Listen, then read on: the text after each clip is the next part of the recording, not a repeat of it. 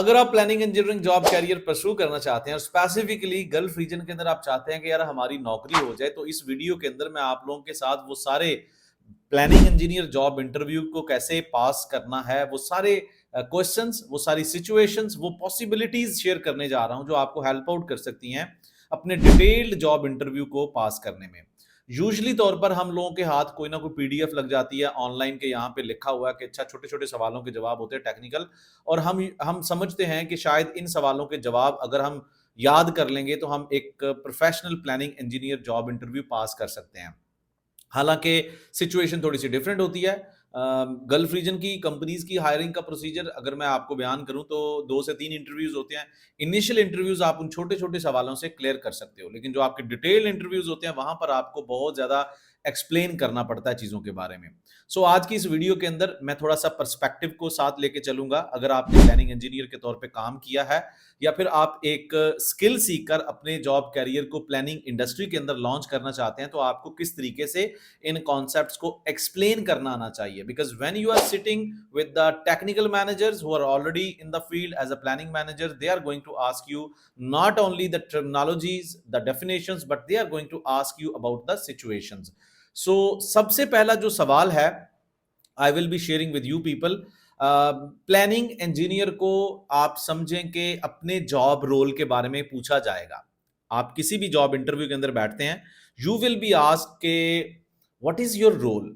अगर आपको अपने रोल के बारे में पता होगा ना, इफ यू कैन जस्टिफाई कि यार इंडस्ट्री के अंदर आकर मुझे क्या क्या काम करने हैं, तो that is the whole explanation, that is giving the interviewer, recruiter the vibes के, या इस बंदे के साथ अगले 5 से 10 मिनट मैं गुजार सकता हूं, इसको मैं पूछ सकता हूं। अगर यहां पे आप बैठ गए, यहां पे आप डिम हो गए, तो वो कहेगा आगे पूछने की जरूरत नहीं है। इस सवाल को कैसे क्रैक करना है? Listen carefully. सबसे पहले आपने ये देखना है कि जो प्लानिंग इंजीनियर का एक जॉब रोल है ना, वो एक्सप्लेन करने के लिए बहुत सारे लोग कहेंगे यार शेड्यूलिंग करता है, प्लानिंग करता है, टाइम मैनेजमेंट, कॉस्ट मैनेजमेंट, लेकिन मेरे ख्याल में आप एक पूरी इंडस्ट्री को एक यानी कि नट शेल में क्लोज करके इसका सवाल का जवाब दे सकते हैं। वो इस तरीके से है कि एक जो प्रोजेक्ट प्लानिंग इंजीनियर है that is going to interact with the project management. Like project management के अंदर जो भी चीजें आती हैं, इस चीज को आप इस तरीके से क्रैक कर सकते हैं यार। 4 से 5 टर्मिनोलॉजीज में यहाँ पे लिखने जा रहा हूं कि एक planning engineer, project management, product management, okay, Primavera P6, contract, ठीक है। ये 4 जो चीजें मैंने लिखी हैं, as a planning engineer you are implement project management knowledge areas like scope management, time management, cost management, resource management, risk management, quality management. इन सारी नॉलेज एरियाज को इंप्लीमेंट करोगे। प्रोडक्ट मैनेजमेंट में आता है कि आप बिल्डिंग प्रोजेक्ट पे काम कर रहे हो, रोड कंस्ट्रक्शन का प्रोजेक्ट है, रिफाइनरीज का है, तो इनके ऊपर आप इन सारी चीजों को इंप्लीमेंट करोगे। डाटा प्रिपेयर करके प्राइमवेरा P6 के अंदर आप लोडिंग कर रहे हो as per the contract, because contract is the document which is going to help you कि कहां से प्रोजेक्ट स्टार्ट होगा, कहां फिनिश होगा, माइलस्टोन्स क्या है, कंट्रेक्चुअल ऑब्लिगेशंस क्या हैं। इन सारी चीजों को इंप्लीमेंट करने के बाद you are going to produce a project schedule, and from this project schedule you are going to make project tracking. All these things, अगर आप इन सारे डॉट्स को कनेक्ट करें as a planning engineer, you are going to implement project management knowledge areas on your product management, different stages, phases, standard के मुताबिक, and prepare the data and load that data into Primavera P6 to produce project schedule, S curves, resource requirement, material requirement plans, and as per contract. And this is going to help you to implement your execution plan. Then you are going to produce daily progress reports, you are going to produce your weekly progress reports, monthly progress reports. You are going to interact with your site people, and you are going to interact with your higher management to present these progress reports. These are all the project planning engineer job responsibilities. And I hope ये जो 4-5 points मैंने आप लोगों के साथ आगे रखे हैं ना, इनको सिर्फ कनेक्ट करना है। I think you got it. Planning engineer से एक और बड़ा फेमस और पॉपुलर क्वेश्चन पूछा जाता है, जो उसकी इनसाइट्स को चेक करने के लिए कि इसके एक्सपीरियंस को थोड़ा सा चेक करें। Have you been in this role before? What were the projects? What were the key deliverables? यानी कि आपने एक्सप्लेन करना है कि जो रीसेंट आपने प्रोजेक्ट पे काम किया, आपकी सीवी के ऊपर भी लिखा होगा। Okay, I am talking about the people जो कि मिड कैरियर लेवल पे प्लानिंग इंजीनियरिंग जॉब कैरियर को परसू कर रहे हैं या जो इस तरीके से ट्रेनिंग लेकर अपने आप को लॉन्च कर रहे हैं। So they should know about these things कि अपने प्रोजेक्ट के मेजर डिलीवरेबल्स, मेजर डॉक्यूमेंटेशंस का पता होना चाहिए कि आप जस्टिफाई कर सकें कि पिछली कंपनी के अंदर planning engineering job role capacity के अंदर आपने क्या चीजें तैयार की, and you can compile answer like that. As a planning engineer in previous company, I was working on a road construction project, on a bridge construction project, building, refinery, pipeline, whatever. So I was responsible to produce project baseline, and for that baseline I prepared scope management plan. I collected data for resource availability, productivity sheets. I correlated those productivity sheets and availability of resources to define project duration, because to develop critical path method was very crucial thing in that project, and I was responsible for that thing, and include other documentations like major deliverables like designing phase register, procurement register, your construction management plans, baselines. So all these deliverables just mentioned there that I was responsible to produce these documentations, and further tracking and to develop the templates, to deliver those templates on site area, and to discuss the site people like site staff के साथ discuss करना कि इसको किस तरीके से fill करना है, क्या हमारी प्रोग्रेसिव फ्रीक्वेंसी है, फिर सीनियर टीम के साथ। ठीक है, so these are the major deliverables. आप इसको थोड़ा सा काउंट भी कर सकते हैं। इसमें बेसलाइन आ जाएगी, क्रिटिकल पाथ मेथड आ जाएगा, एस कर्व्स आ जाएंगे, रिसोर्स रिक्वायरमेंट प्लान्स आ जाएंगे, आपके ट्रैकिंग टेम्पलेट्स आ जाएंगे। So these are the major deliverables you are responsible for. As a planning engineer जब आप ऑयल एंड गैस फील्ड के अंदर अप्लाई करेंगे तो ये क्वेश्चन भी बड़ा इंपॉर्टेंट है, जैसे कि do you have exposure of feed, front end engineering design and EPC projects? What are key workshops, studies, and reviews in feed and sequence? Explain it. What are the key outcomes of feed? आपको इस पूरे process का पता होना चाहिए। Feed basically किसी भी EPC project को स्टार्ट करने से पहले एक इनिशियल स्टडी होती है, front end engineering design, feasibility analysis जब आपका हो जाता है, इसके मुतालिक मैंने एक डिटेल में वीडियो बनाई है जो इसकी सीक्वेंस को एक शेड्यूल के मुताबिक एक्सप्लेन करती है। इसका लिंक ऊपर दिया गया है, आप उसको भी जाके देख सकते हैं। लेकिन जॉब इंटरव्यू के पर्सपेक्टिव से इसको कैसे फॉलो करना है, सो ये एक्चुअली कोई भी एक प्रोजेक्ट है, आपका प्लांट है, आपकी रिफाइनरी है, तो स्टार्ट में एक बेसिक इंजीनियरिंग होती है, बेसिक डिजाइन, एक लेआउट, एक आइडिया होता है जिसको कंसेप्चुअल डिजाइन दिया जाता है, डॉक्यूमेंटेशन की जाती है उसकी, तो उस प्रोसेस को हम फीड कहेंगे। उसमें काफी सारी चीजें होती हैं, उसकी एक सीक्वेंस है। So I am going to share with you people one by one.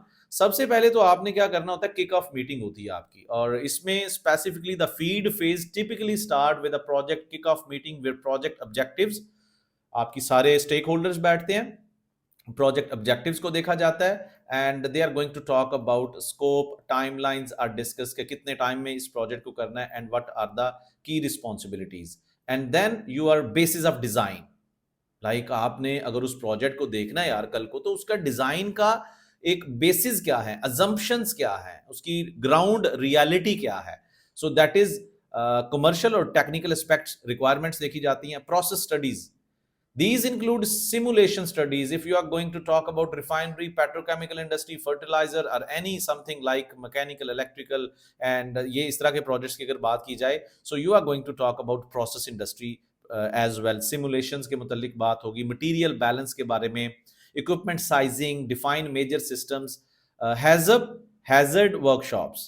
इसके अंदर accordingly आपकी hazard identification कि जब इस project को लेके चलेंगे तो क्या कुछ सेफ्टी के लिहाज से आपको मद्देनजर रखना पड़ेगा। So this is also part of feed documentation. 3D model review, आपका वो प्लांट, आपकी वो रिफाइनरी, आपकी वो बिल्डिंग, आपका वो रोड, उसका 3D मॉडल प्रोड्यूस किया जाएगा, उसको प्रोटोटाइप कहते हैं, ताकि उसको अच्छे तरीके से विजुलाइज करके देखा जाए कि इसके अंदर क्या क्या माइलस्टोन्स हैं। Value engineering, value engineering is actually, this workshop is actually going to focus on optimising the design के अंदर अगर कोई यानी कि शॉर्टकमिंग्स हैं, तो वैल्यू इंजीनियरिंग से सब अपनी एक कंट्रीब्यूट करके उसमें वैल्यू ऐड कर सकते हैं। And then constructability reviews, these studies are aimed at evaluating whether the project design is feasible to construct within the given conditions, constraints, assumptions. सो ये सारी चीजें जो डॉक्यूमेंट के अंदर आपको नजर आ रही हैं, आपको ये फीड के अंदर प्रोवाइड करना होता है। सो ये चीजें आपको वन बाय स्टेप पता होनी चाहिए। फिर इस पूरे प्रोजेक्ट को आपने क्या करना है, you have to build that project. For that project you are going to make basic design. From that design you have to conduct MTO, material takeoff, and you have to make procurement strategy कि आपको इसके लिए vendor selection कैसे करनी है। So procurement strategy is also part of feed workshops and all that। और इसके बाद इसकी जो की आउटकम्स हैं, जो फीड का, ये तो हो गया ना इसकी वर्कशॉप के सीक्वेंस वाइज बता दिया। अब इसकी आउटकम्स क्या होंगी, क्वेश्चन का जो लास्ट पार्ट है कि इसकी आउटकम्स क्या है। सबसे पहले क्या है कि हमें जो फीड है ना, जो बेसिक इंजीनियरिंग है, वो आइडिया दे देता है कि हमारा प्रोजेक्ट जो है ना, उसके मेजर जो माइलस्टोन्स बेस स्कोप है वो डिफाइन हो जाता है। लाइक हमने बिल्डिंग बनानी है, हमने रिफाइनरी बनानी है, तो हमें पता चल जाएगा कि हमें सिविल का काम लेके चलना है, electrical, mechanical, instrumentation, so what ever. तो मेजर जो डिटेल्ड हायर लेवल स्कोप है वो हमें पता चल जाएगा। ये एक पहला डॉक्यूमेंट है। And then cost estimates. उस बेसिक इंजीनियरिंग से हम लोग एक समझ लो not exactly but yes 10 to 15% की एक समझ लें कि टॉलरेंस या रेंज के साथ, प्रिसीजन रेंज के साथ हम लोग कॉस्ट एस्टिमेट कर सकते हैं।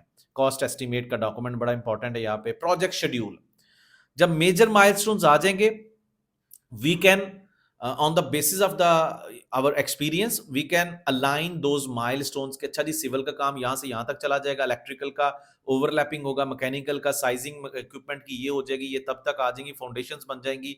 सो that is going to help you to understand. So ये इनकी की आउटकम्स हैं। Design basis and specifications, on the basis of that basic design you can identify कि मुझे अगर पाइपिंग चाहिए तो उनकी रेटिंग क्या होनी चाहिए, मुझे कितने डाया का पाइप चाहिए। सही है। ऑयल एंड गैस के अंदर इस तरह की जो प्रैक्टिसेस हैं, जैसे ऑयल एंड गैस के अंदर अर्ली प्रोडक्शन फैसिलिटीज के अंदर मैं एग्जांपल दूंगा, जब आपकी फ्लो चलता है वेल से ऑयल का और गैस का, उससे आइडिया हो जाता है कि आपको किस तरह की रेटिंग रखनी है अपने इक्विपमेंट की।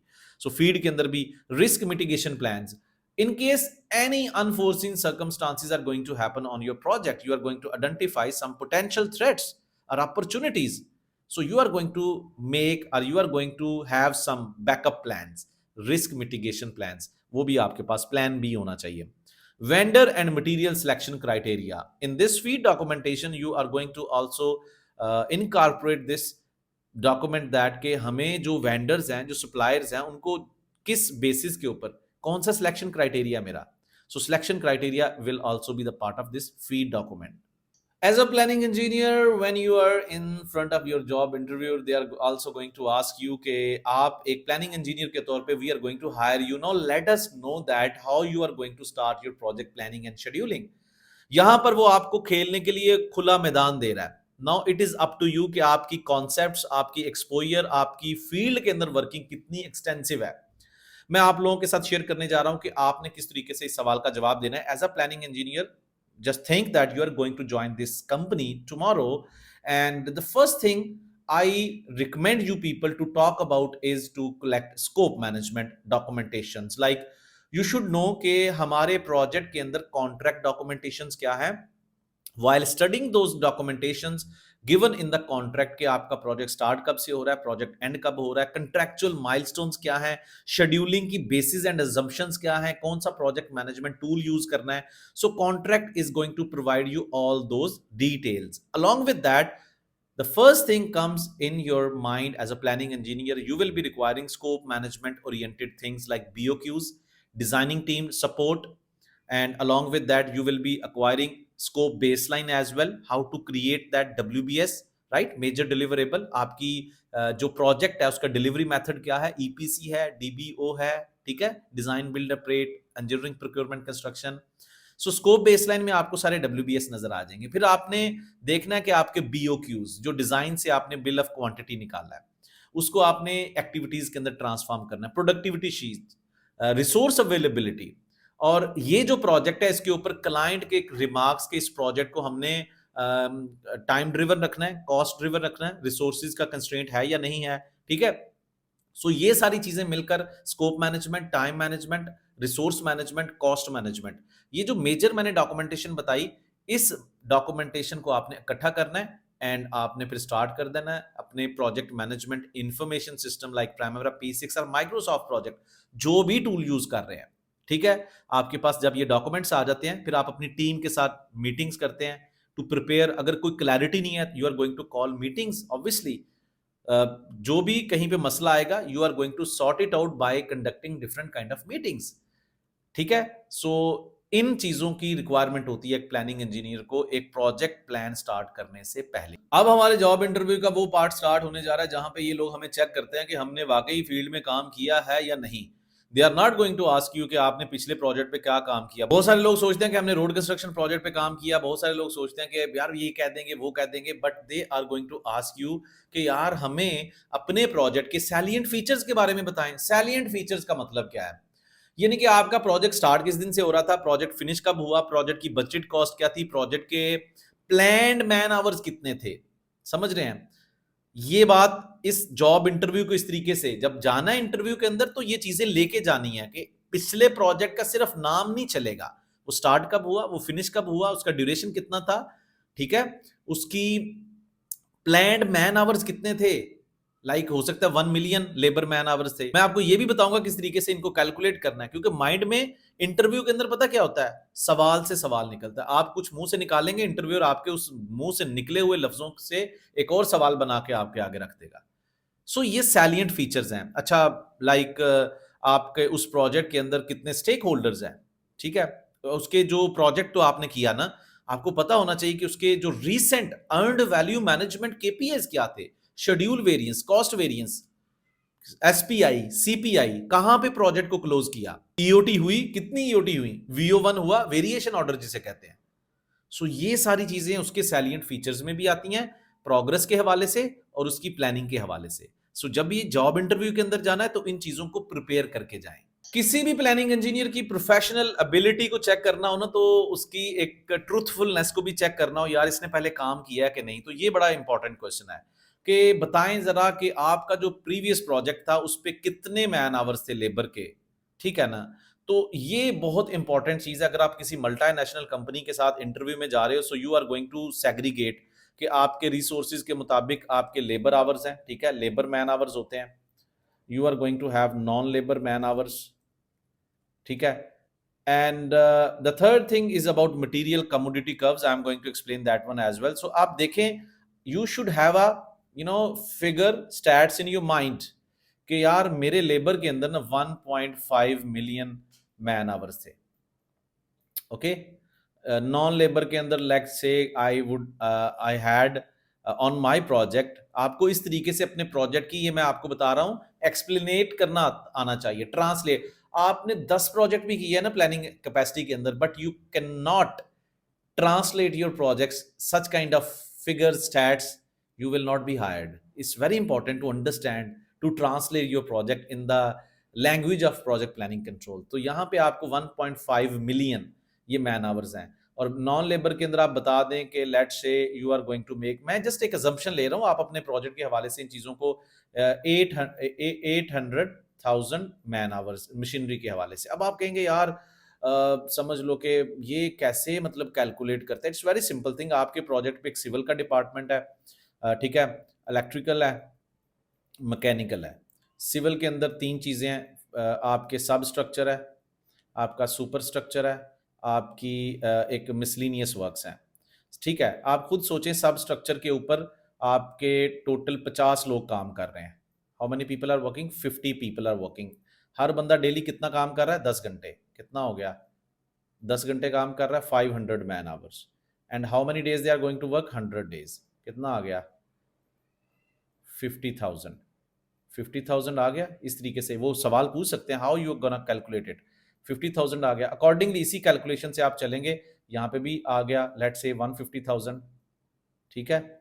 मिसलिनियस पे आ गया आपका 25,000, ठीक है। अकॉर्डिंगली ये सारा कुछ होगा ना, कितने वर्कर्स काम कर रहे हैं, एक दिन के अंदर कितने घंटे हैं, टोटल कितने डेज का वो शेड्यूल है उस वर्क पैकेज के लिए, ठीक है। इसी तरीके से ये कैलकुलेट होकर आपके पास आ जाएगा 152,225K, ठीक है। अकॉर्डिंगली ये 225K आ गया total man hours only for the civil, electrical, mechanical. यानी कि ये टोटल इनकी कैलकुलेशन मिलकर आपको बताएगी कि आपके पूरे प्रोजेक्ट के ऊपर जो सिविल, इलेक्ट्रिकल, मैकेनिकल डिसिप्लिन है उस पर सिर्फ लेबर ने इतने मिलियन मैन आवर्स काम किया। Now you understand how to calculate. एक लेबर पर्सन से, इंडिविजुअल से बात स्टार्ट हो रही है, वो कितने घंटे काम कर रहा है, टोटल एक दिन के अंदर कितने लोग थे, उसमें ड्राइवर, उसमें एक्सकवेशन का जो ऑपरेटर है, उसमें इलेक्ट्रीशियन, वेल्डर, रिगर, एवरीबडी 50 लोग थे, 10 घंटे डेली काम किया, तो ये आ गया। इसी तरीके से सब स्ट्रक्चर, इसी तरीके से इसका आप कैलकुलेट करेंगे। So that is going to make, अगर इस कैलकुलेशन से जाएं, 225 ये थे, 50,000 इलेक्ट्रिकल के आ जाते हैं, 50,000 मैकेनिकल के, तो accordingly you should narrate there के यार ये 325 के मैन आवर्स थे हमारे प्रोजेक्ट पे, इंस्टेड ऑफ 1.5 मिलियन। 1.5 मिलियन तो मैंने एक लेमैन स्टेटमेंट दी थी ना, just you have to put on the sum figure, right. इसी तरीके से नॉन लेबर के मैन आवर्स आपको पता होने चाहिए। So that is how you are going to translate your project into stats, into planning kind of figures.